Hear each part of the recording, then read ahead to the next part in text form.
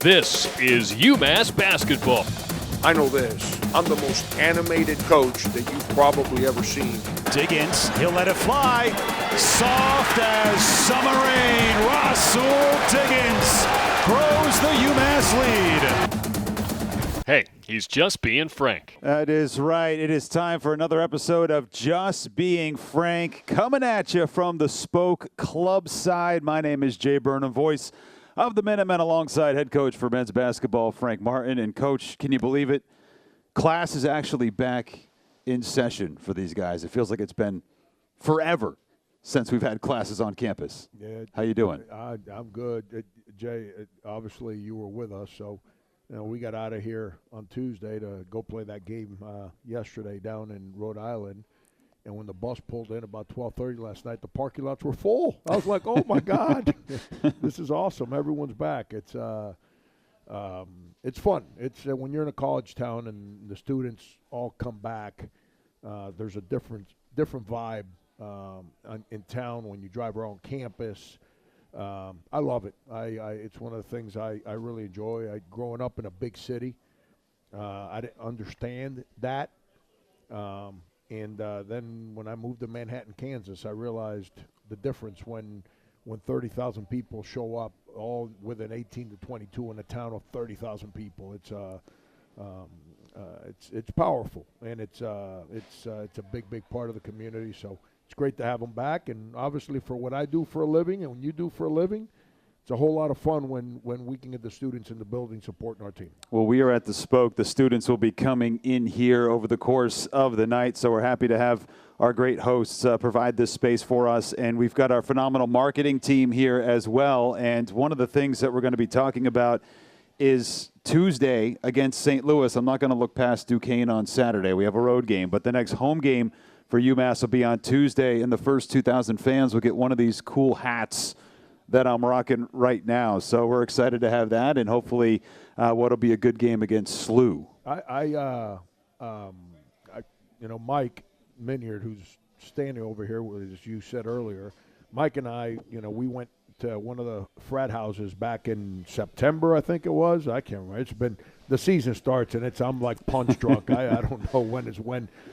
And the one thing in that fraternity there, the room was packed.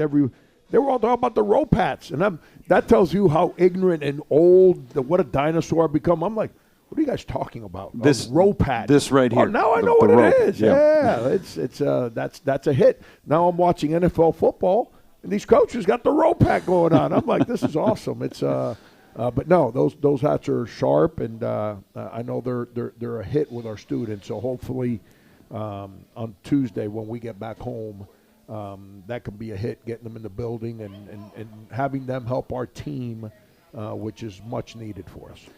Let's go back to last night. Why? Well, it was, I know maybe not through your eyes, but a real entertaining game. Your team goes down by 21 points. You pull to within 2 points at the end of it all against Rhode Island in that final minute. Just couldn't get over the hump. I mean, is there, a positive message that you can take away despite the fact that you were down so much early on in that game? Yeah, I mean, Jay, as human beings, we're all different, and we all embrace things in different ways, and that's the beauty of who we are, that we're not all the same cookie-cutter reactions and how we manage.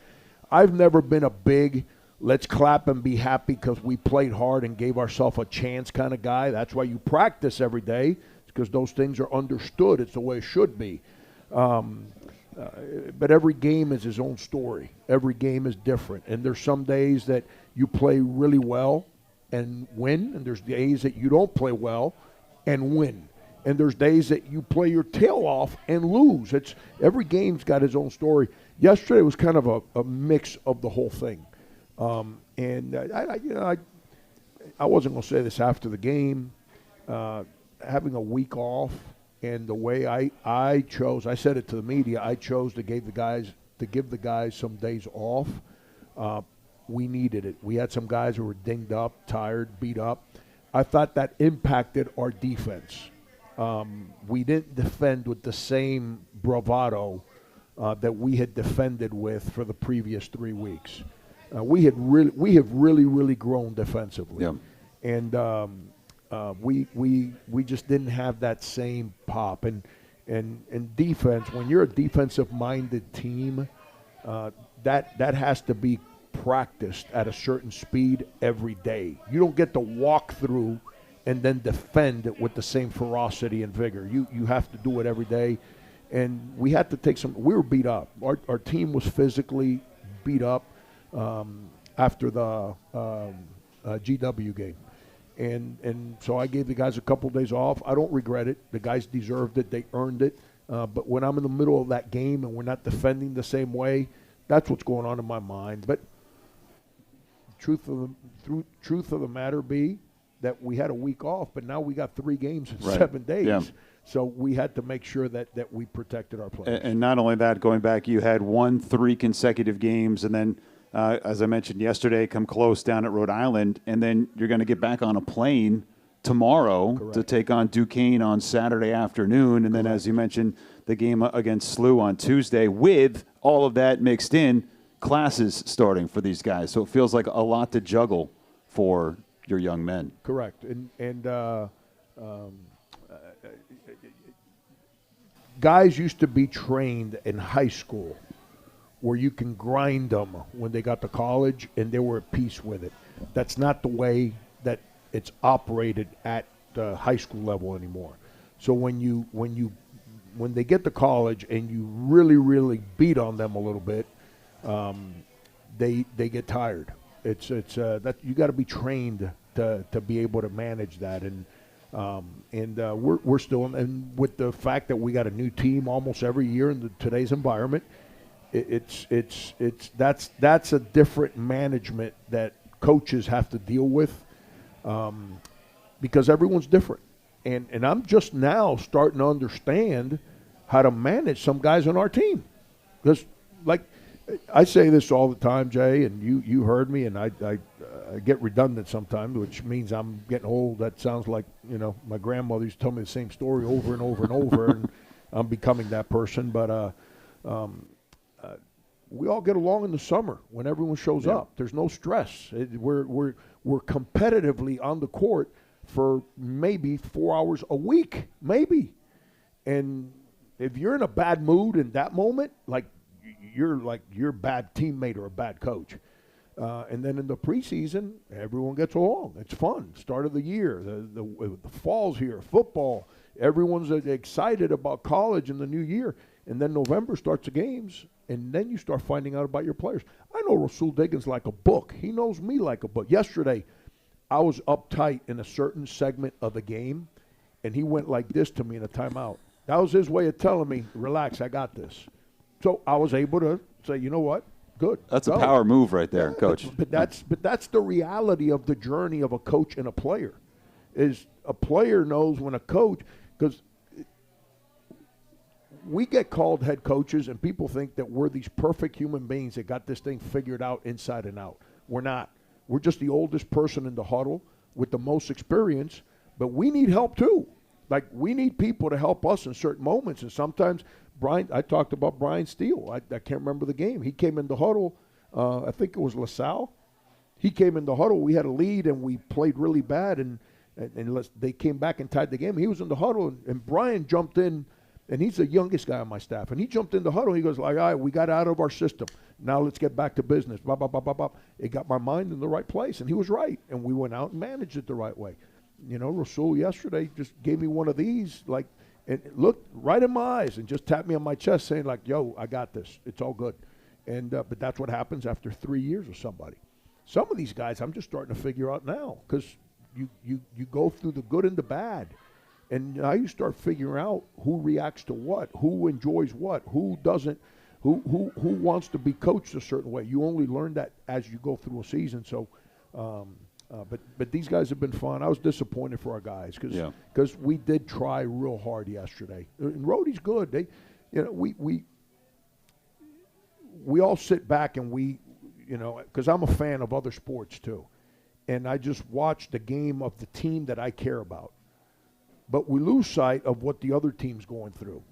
Rhodey was like 12-1 or 13-1. Yeah, they beat Providence. They beat Temple. They're real good. They're real good. They're a real good team. And now all of a sudden they got in league play and they had lost 3 out of 4. They were scarred. They were a scarred team that was in a difficult moment, and we had a lead, and we're controlling the game, and they kind of changed the volume with how they were doing their business, and it got us. It rattled us in that segment in the first half, and we got to manage that better. We're going in the same situation into Duquesne. They've lost 3 in a row.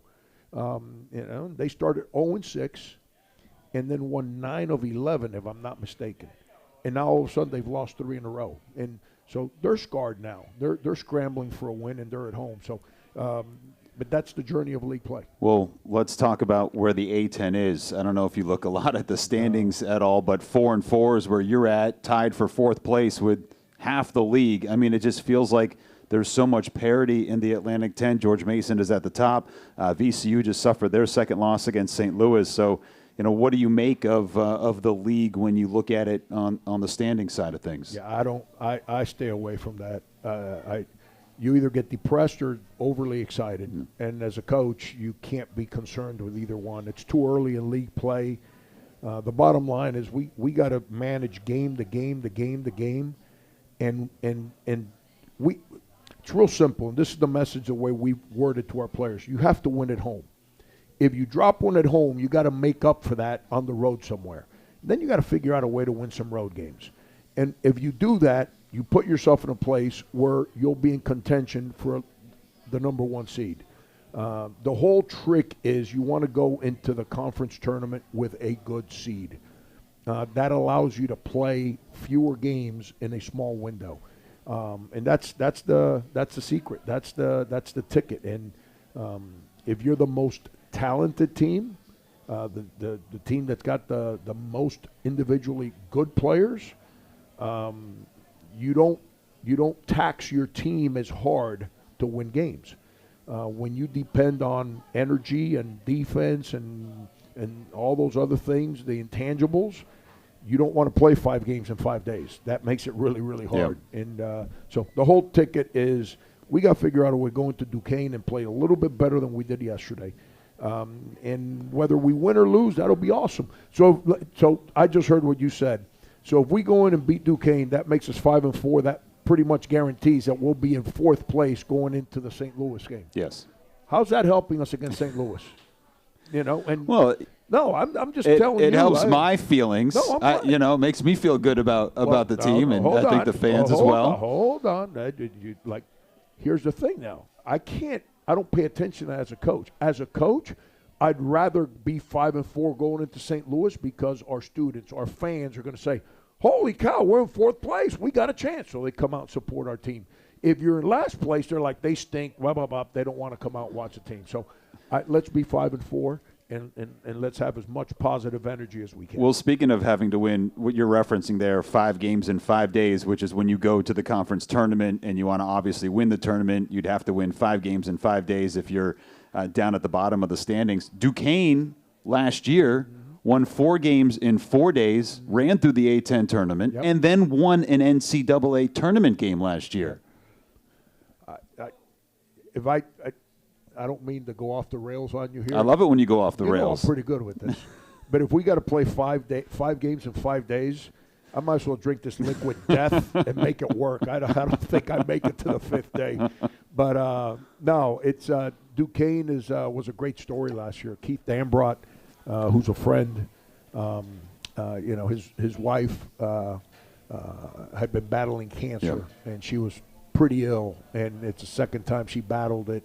And he had made the decision that at the end of the year he's going to step down, and he's one of the good guys in this business. And they go on that run. They had a real good team, and they had all kinds of injuries. They started 0-5 in league play, and they had all these injuries. And then they start the conference tournament, and they win, NCAA bound, and then they win a game in the tournament. This league's really good. I don't say that because I coach in the league. I'm just telling you, I've coached games at Kentucky, at Tennessee, at Kansas, at Missouri, at Texas.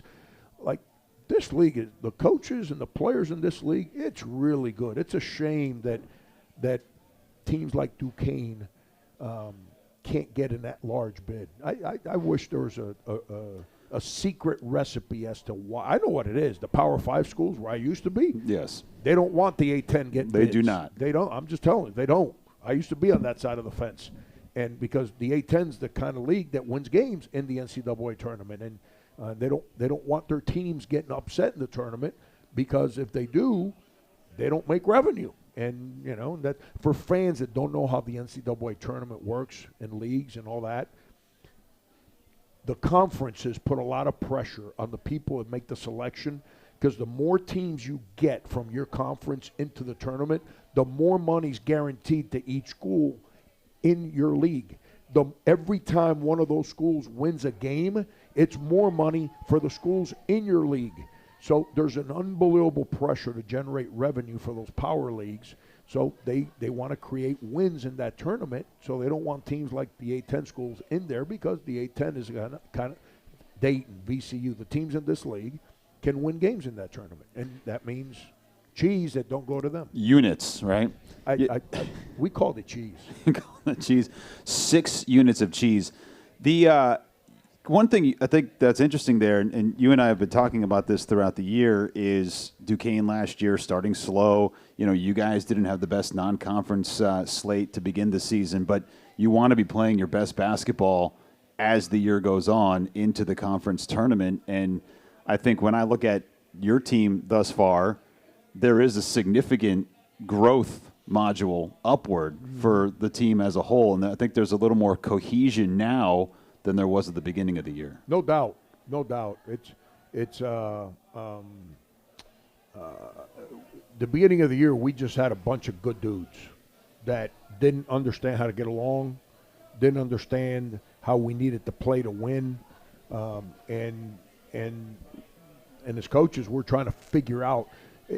I know what your stats are when I recruit you, but once you get here, what can you do in an Atlantic 10 game to have success? Because that's different than what you did at that school over there. And I got to figure that out. And then I've got to I've got to convince you to allow me to reprogram your mind to do what we need you to do here, which might be different than when you did there, wherever you used to be at. And and that's the challenge. And these guys have been great. Don't mean we played pretty early in the year. Don't mean that we're at peace with some of the losses early in the year. But that's the beauty of coaching and playing, is that you don't sign up for the good days. You sign up for the season. And if you stay with it, the season teaches you how to become resilient, how to trust, how to grow if you handle it the right way. And these guys have been doing that, which has given us a chance to become a better basketball team. Can we talk grades for a second? I just found this out.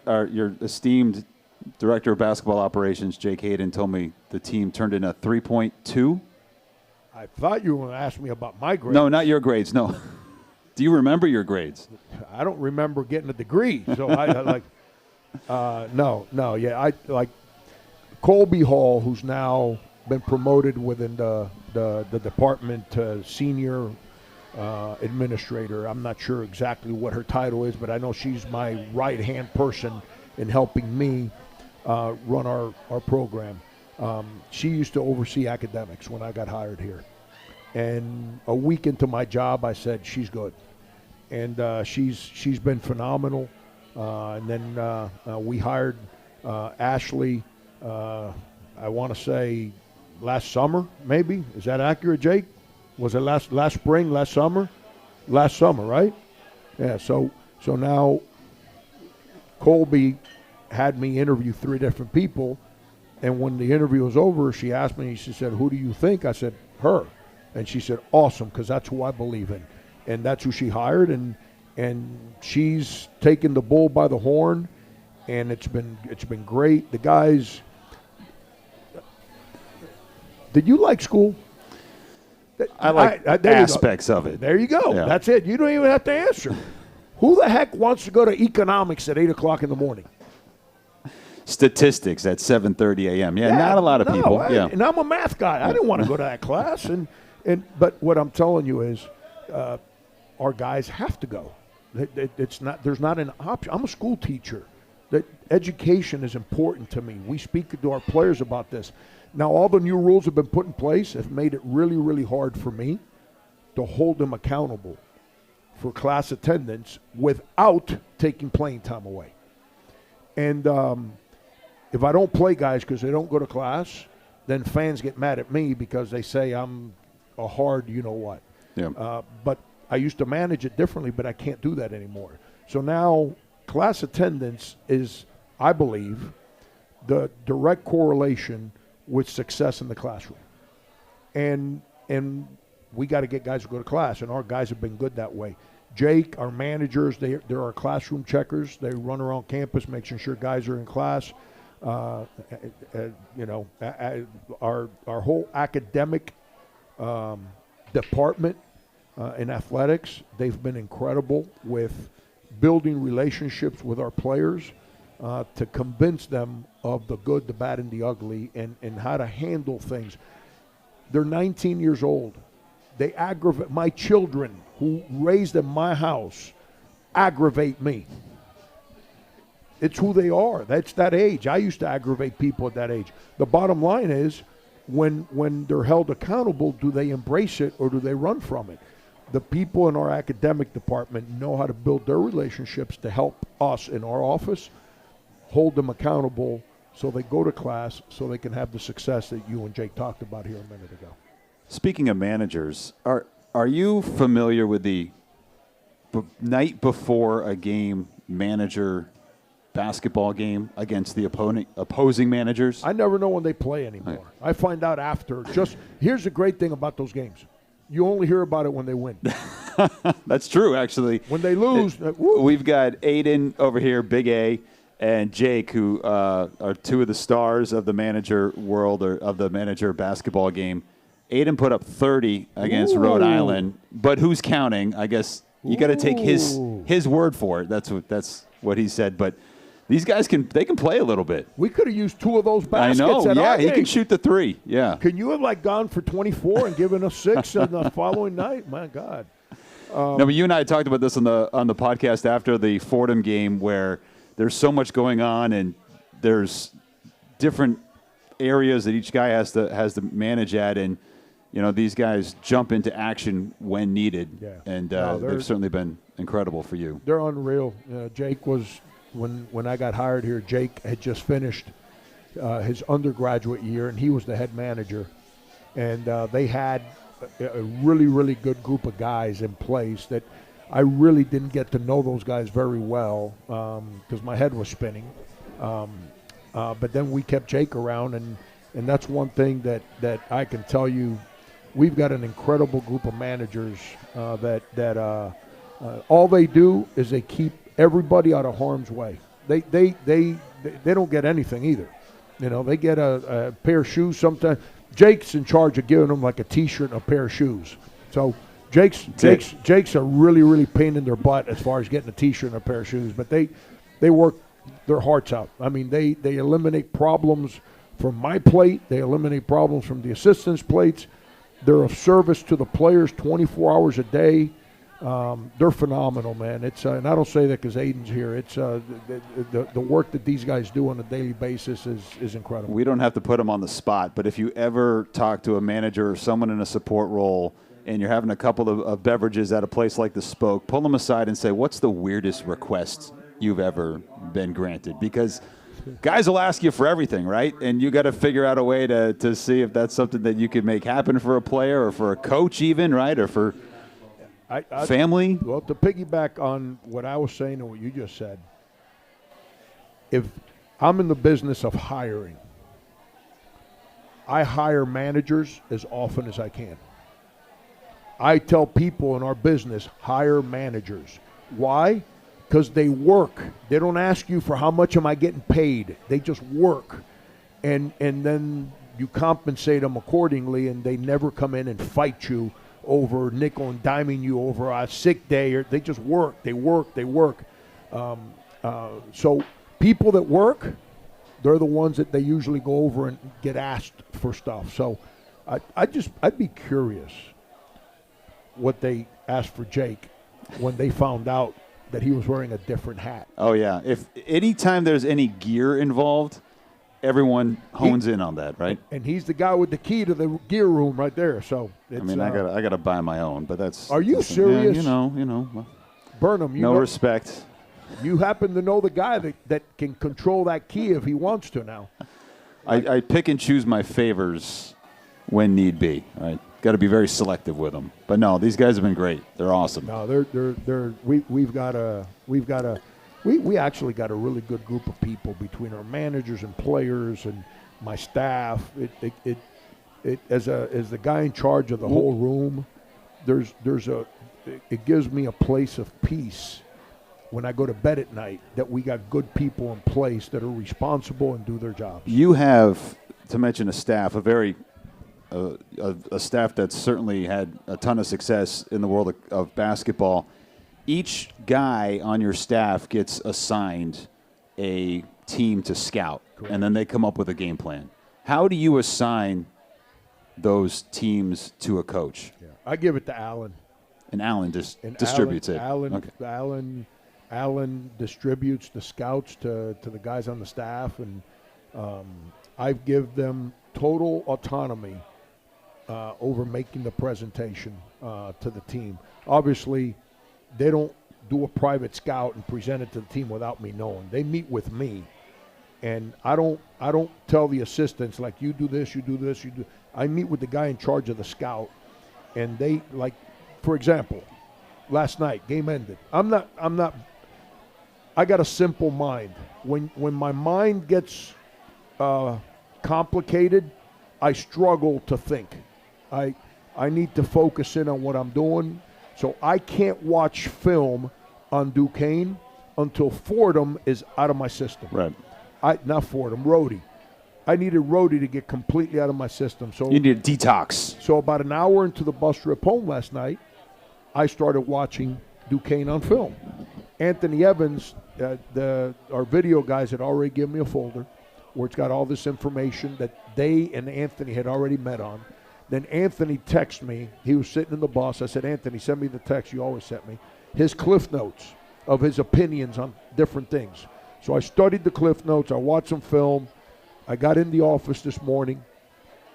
I met with him at length over his thoughts, my thoughts. Let's come to common ground. And then it's his job to go present it to the players. But then it's also his job to communicate with the assistants on the staff as to, like, hey, when they guard this screen, this is how they're going to guard it. So then the other assistants on the staff know exactly how to prepare our team in practice for what we're getting ready to face. It's my job of delegating responsibility and help to prepare them because they want to be head coaches. 3 of them have already been head coaches. Brian Steele wants to be a head coach. So they're at a place of peace because when you stand it's easy to speak from the back of the room. It's really hard to speak from the front of the room. Mm-hmm. And you got to allow your staff to stand on their 2 feet and speak from in front of the room. So the day that they get an opportunity, there's a vision, there's a plan, there's a direction that they have on how they want to coach their team, their program, because you don't do that from the back of the room. You do that from the front of the room. What's the 2 or 3 things that you have to look at when you're preparing for a team? Is it, who their best 2 players are? Is it inbound from baseline, tempo? What are the things the top level things that you need to know? Well, I'll give you the defensive side. So the first thing the first thing I look at is who does the scoring for them. Those individuals, how do they score? Is it from the foul line, from the 3, from the 2, all the above? And then the last part, what do they do to get that player to the spot on the floor where they're successful? Because just because a guy scores from 18 feet doesn't mean that he can score from 20 feet. Just because a guy shoots threes doesn't mean that you don't play zone. Does that make sense what I'm saying? Yes. It's because if they're stagnant, then it's easy to guard them in a zone. Because if a guy's a stand in the corner 3-point shooter, you can play zone because you know where he's at. The problem is when you move him. You play zone against a team that moves their shooters, it stresses your zone. So you can't zone a team that moves around too much. And, so that's the way I look at it. Who are the scorers? How do they score individually? And offensively, what kind of structure do they play in to get shots? Like last night, we had to keep Thomas out of the open court. We had to make him play through our defense. We were doing a good job of that. Then we started taking bad shots, allowed him to get in the open court. He got in the open court. You saw what happened with the game. Yeah. And, that's the dynamic as when I'm watching film defensively. Is it easier to game plan for a team that has a guy that scores the majority of the points, or is it easier if there's 4 guys that score 8 points a game? If I know if we're preparing a team to play against you and you're the best scorer on the other team, if the ball's always in your hands, it's a lot easier to defend you than if you move around without the ball. That's why in the playoffs in the NBA, where it's the best players in the world, in the regular season, those guys that play at the top of the key with the ball and they don't ever pass and screen away or cut, they're just always there. That works well in the regular season when there's no structure and there's no extra money on the table, but it never succeeds in the playoffs where there is structure and there's more money on the table for who wins and loses. And the guys that actually, LeBron James, let's use LeBron. His 4 most efficient years as a basketball player were his 4 years with the Miami Heat. Why? Because he didn't just play at the top of the key. He screened, he cut, he posted, he played at the top, he played as the screener, did different things. So when, Steph Curry's the hardest guy to defend in the NBA because he doesn't stop. You don't know where he's at. So you can't load up your defense to stop a guy. So that's the way I view it. Can we ask these gentlemen here, you guys want to come on Tuesday to a basketball game, get these free hats? First 2,000 fans, all right? Bring your friends because we need people. Yeah, man. We need people to provide that home court environment. Like last night, hey, by the way, could you hear their student section yesterday? A little bit, yeah. Like, because they're sitting on the baseline right at the end of the bench. They were really, really creative with their chants, weren't they? And we had the balloons, too. Well, I didn't look in there, but I can hear them. They like the admission standards at URI must be compatible to Harvard because they had the most creative chants I've ever heard. UMass sucks. I was like, wow, that one's original. Then they had another one, Fire Frank. I was like, wow, that's really popular. Like, wow, these guys are like. I couldn't hear those, man. You didn't hear those? No, all I could hear was God. Archie Miller yelling into my crowd microphone. Holy he doesn't God. stop. No, but I say that jokingly. That it's the whole thing is when we went into Fordham in that triple overtime game, that place was a madhouse. Right. Yesterday, they weren't sold out, but it was loud as heck there, and them students are driving us nuts right on our, they're right at the end of your bench. That impacts your bench because now your players, I don't care how bad you get at them, you're trying to get them to focus on the game, and they got students 20 feet away just saying all kinds of stuff to them. It's a distraction, and every time we play, when we go to St. Bonaventure's later on, it's going to be a nut house. When we go to VCU, it's going to be a nut house. These places are hard to play at. We need, with our students being back, we got to make in February. We've put ourselves in a place now where you were talking about standings and all that, where we've got a chance. If we have a good February, we've got a chance to have a really good seed going to the conference tournament. In this league, you have to win the conference tournament. I don't care if you're VCU, Dayton, whoever it may be. You got to win the conference tournament. To win it, you need a good seed. We need our fans to give us that home court environment the same way like the other places we've gone to. St. Joe's, that place was packed. There was bonkers in there. We need to create that home court environment to give our guys a chance to get over. We're right there. Yeah. We need to help. They need to help our guys get over the hump at some of these close games. Can we talk about your point guard, Jalen Curry? Yeah. Last year, I think a lot of people saw him develop into a frontline A-10 guy. And then this year, you're seeing him take that next step. Recently, it feels like he's taken on a little more responsibility offensively, and he's got that tenacity. Look at the last 3-4 games for him. It feels like there's another level that he's taken of recent history for you guys to get those 3 wins out of the last 4 games. Yeah, I actually spoke about this in my press conference last night, Jay. It's when you're the backup, you're always mad at the coach because he don't play you as much as you want to play. But that's because anytime you don't do things right or you're not as sharp as you need to be, you get taken out of the game and the starter goes back in there. And the starter's the one that deals with that burden of having to, especially at the point, having to do things right all the time. Jalen, as the backup last year, he didn't have that responsibility on his shoulders. And unlike most freshmen in today's day and age, where most freshmen, especially up in New England where everybody reclassifies and does an extra year, my son included in that conversation, so I'm not speaking negatively about it. Jalen was a high school senior as a 17-year-old. So he was a baby when he was here last year. And now he's taken on that responsibility of being a starting point guard this year, and it's been hard. Why? Because we had new players, and we didn't win some games early, and now he's not the when you put your scouting report up on the board, you're talking about scouting reports.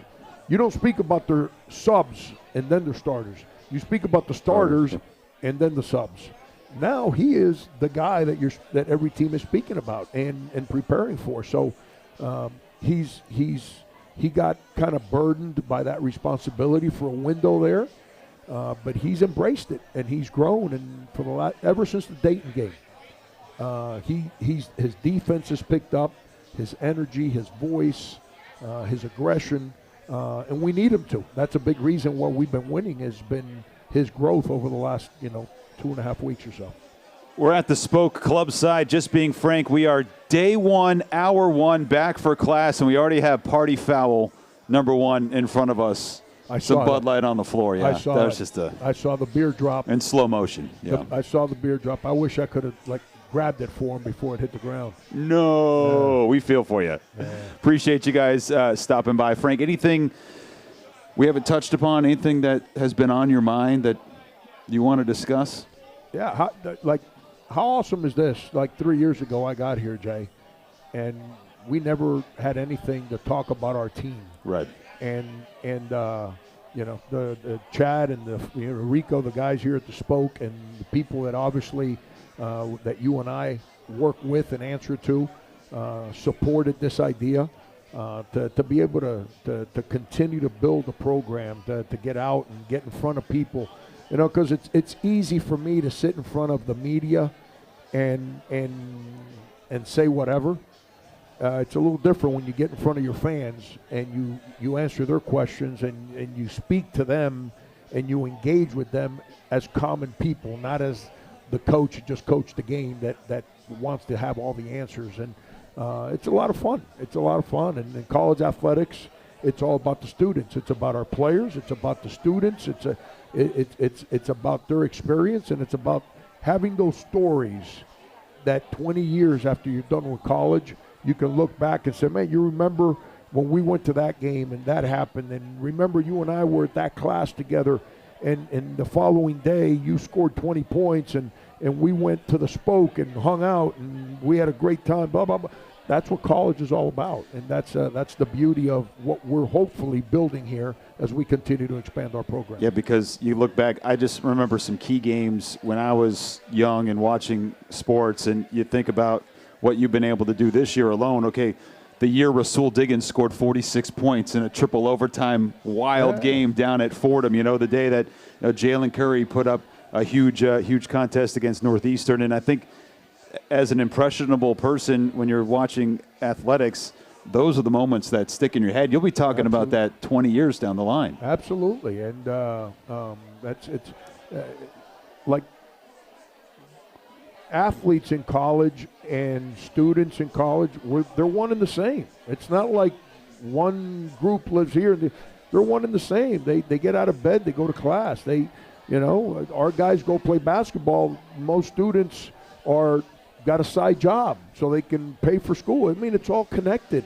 The shared experience is very, very similar, and having that connection on and off the court with the student body and in college town is powerful. It's powerful for the university. It's powerful for the players. It's powerful for the coaches. This university does so many good things. It's got so many great programs. And hopefully, as we continue to build a program, we can open up all those success stories to the world through our athletic platform, through the front door of college athletics, which is what I know Ryan, Chancellor Reyes, myself, Joe, our new football coach, Mike Leffler. It's what we're trying to do. It's build programs that we can tell the story of the greatness of UMass to the world through that front door that the athletic department creates for campuses around America. Big game on Saturday. We'll see you guys Tuesday, 7 o'clock. Get there early. First 2,000 fans get this awesome rope hat. You guys as well. Tuesday at the Mullins Center, 7 o'clock, UMass basketball against St. Louis. Coach, it's been a pleasure as always. We'll see you in Pittsburgh. Great time, Jay. All right, how about a round of applause for head coach Frank Martin? He is head coach Frank Martin. My name's Jay Burnham. This has been brought to you by the Massachusetts Collective, coming at you from the Spoke Club side. We'll see you on Tuesday at the Mullins Center. Thanks so much.